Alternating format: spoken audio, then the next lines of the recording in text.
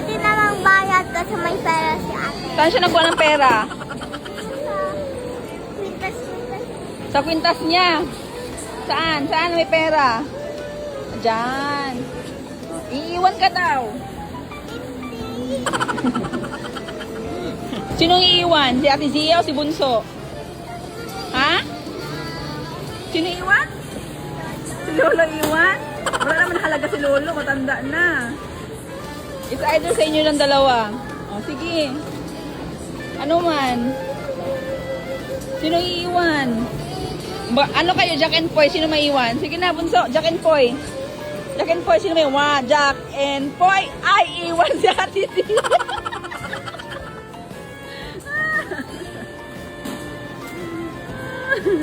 Ma, ikaw daw magbayad.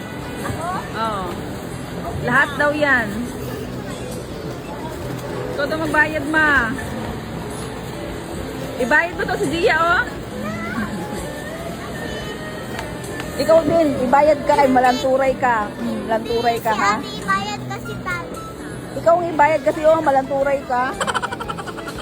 Ikaw ang ibayad.